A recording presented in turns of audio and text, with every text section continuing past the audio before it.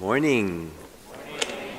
I'd like to welcome everyone to the month of October. This is our first Sunday, the month of October. I'd like to thank Sensei Koichi for speaking last Sunday.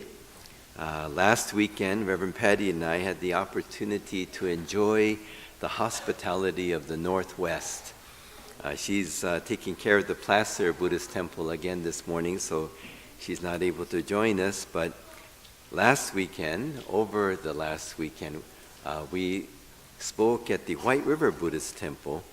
On Saturday night, we spoke on a panel discussion, and on Sunday, Patty was the main speaker.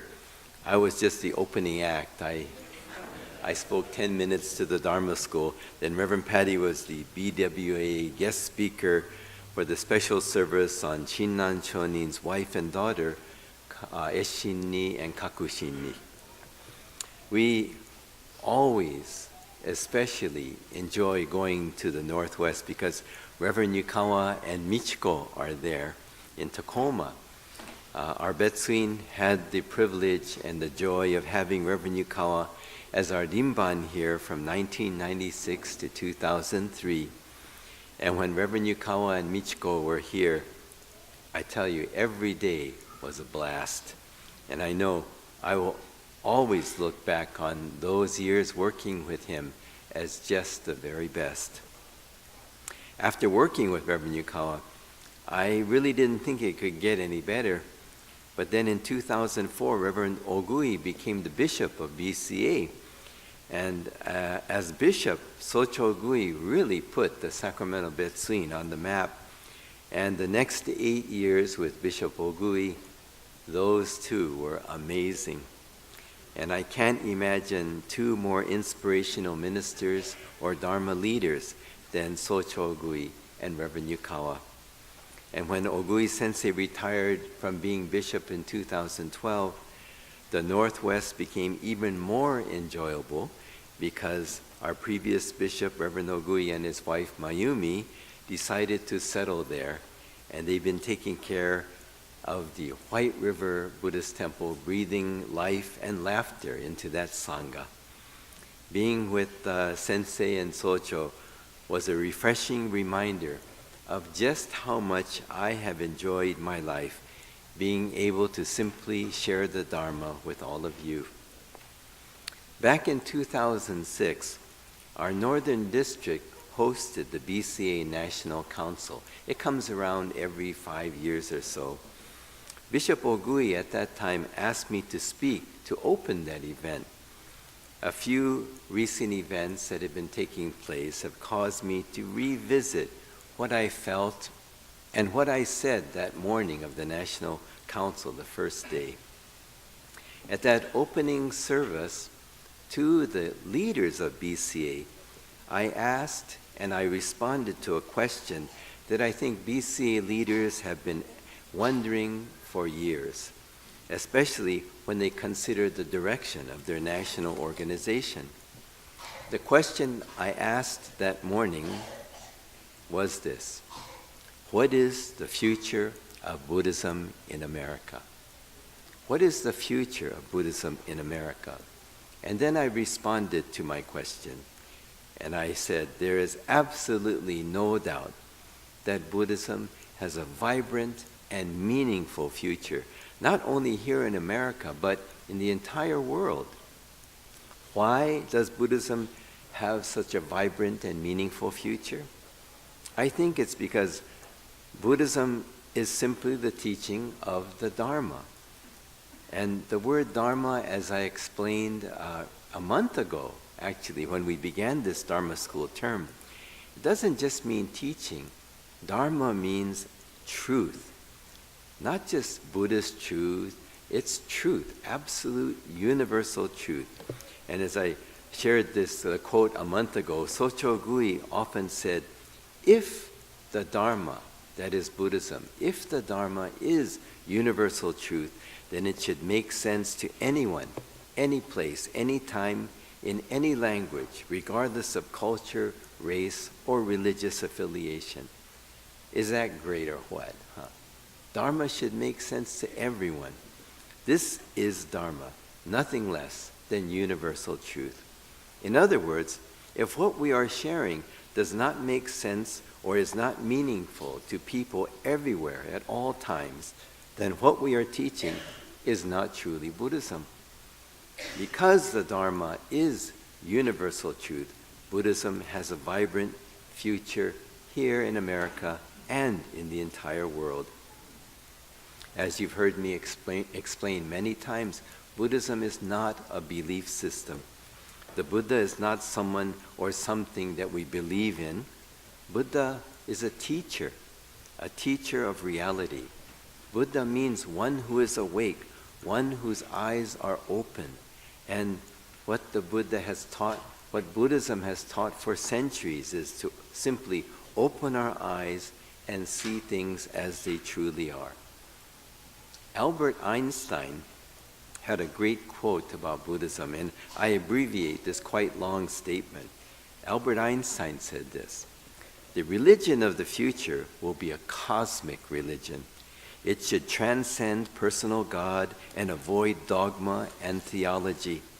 Covering both the natural and the spiritual, it should be based on a religious sense of all things as a meaningful unity."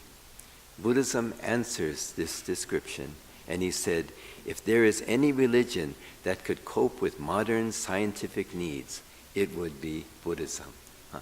Isn't that great? Albert Einstein. One of my other favorite definitions of Buddhism that folks here in Sacramento have heard me share a number of times is from Joseph Campbell. Joseph Campbell is perhaps the most well-known scholar of religions and mythologies of humanity. And Joseph Campbell described Buddhism as this: Buddhism is that teaching that takes us from ignorance to illumination. The teaching that takes us from ignorance to illumination. Isn't that simple? What could be better than that? A teaching that encourages us to simply open our eyes and see things as they are, not as we wish them to be, but as they are. So the question I asked the National Council next was, does Jodo Shinshu have a vibrant and meaningful future in America and in the world? And there is no doubt about it. However, I added, BCA will have a future only if we have a purpose that is genuine and a goal that is universal.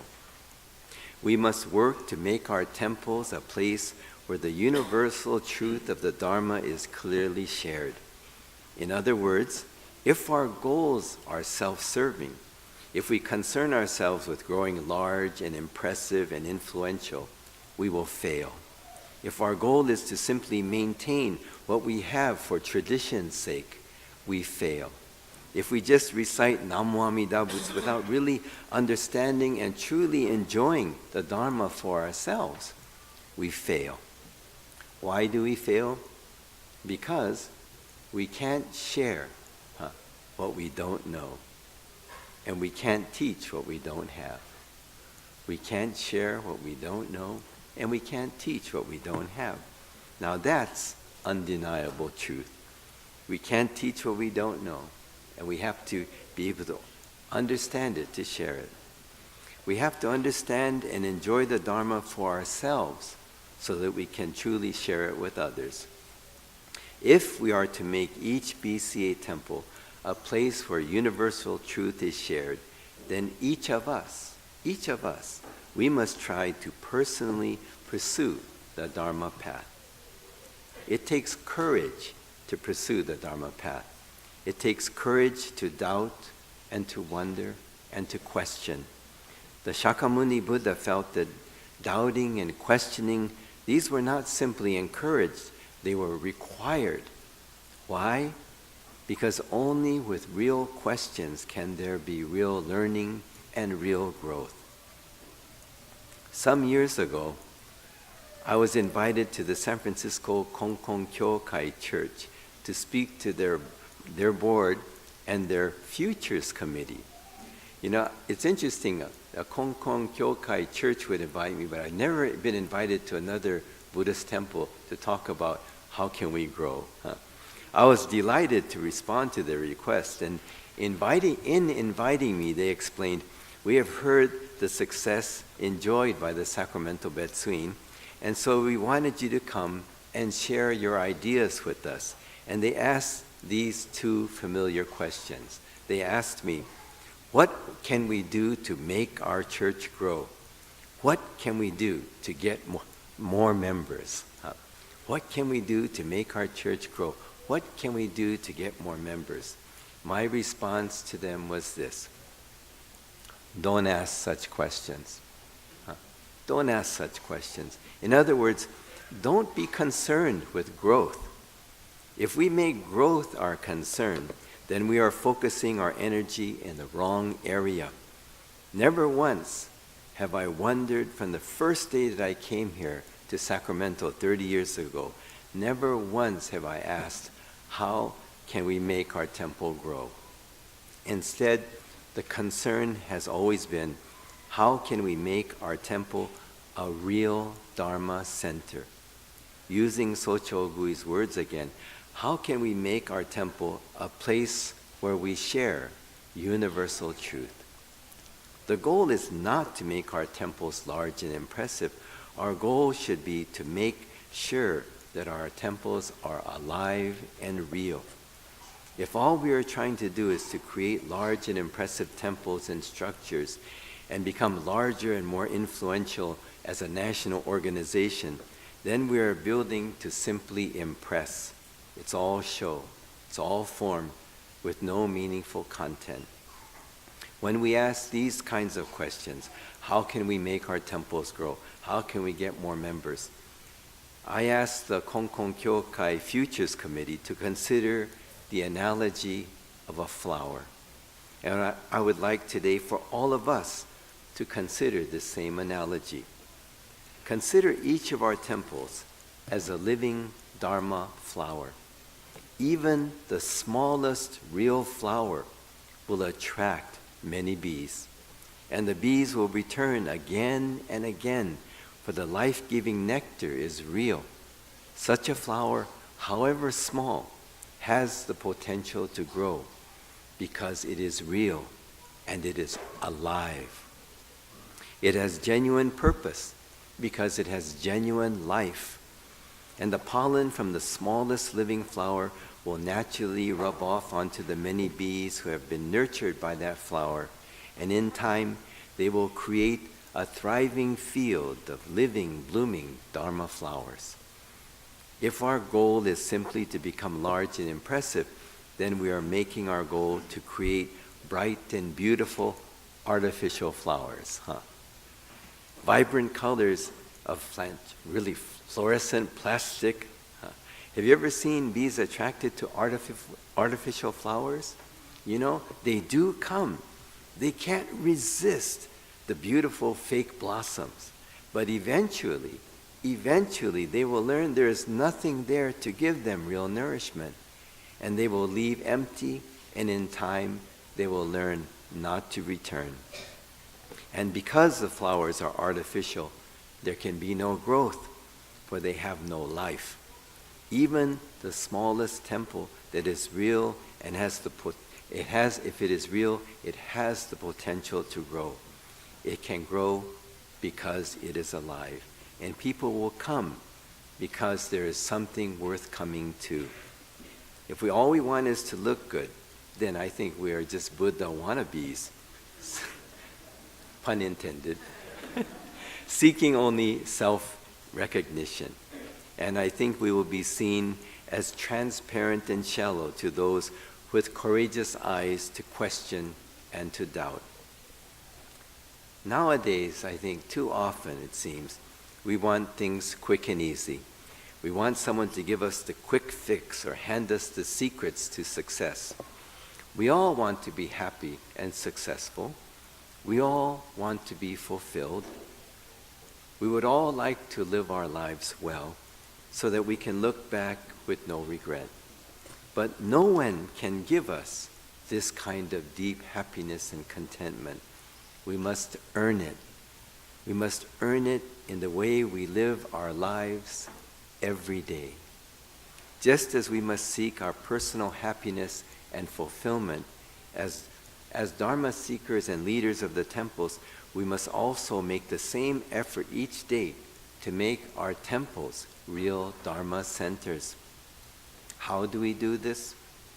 By each of us trying our best to live the Dharma, trying to be true and real human beings.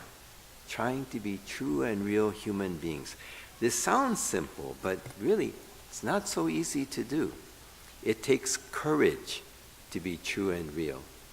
It takes courage and determination to be a true and real human being.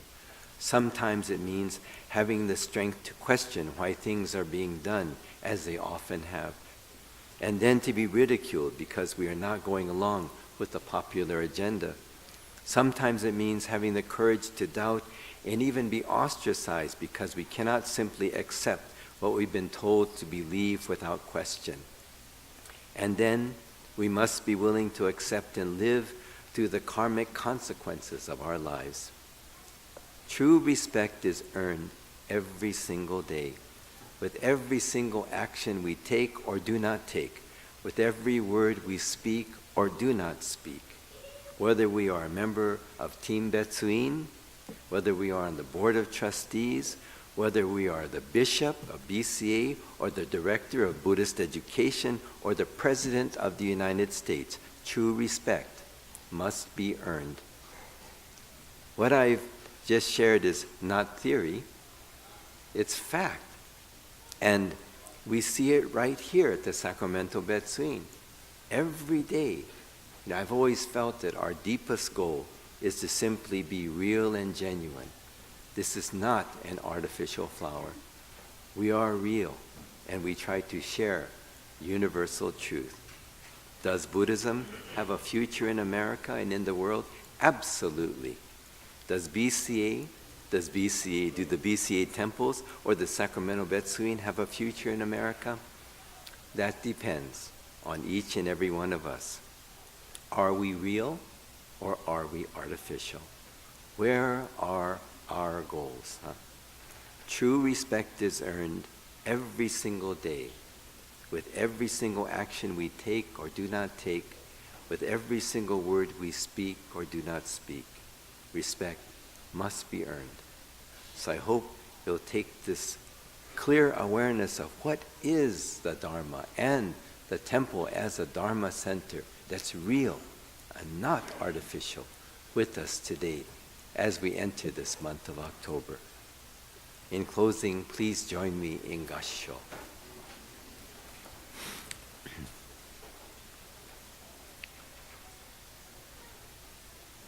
True respect is earned every single day, with every single action we take or do not take, with every single word we speak or do not speak. Respect must always be earned. Namo Amida Butsu. Namo Amida Butsu. Namo Amida Butsu.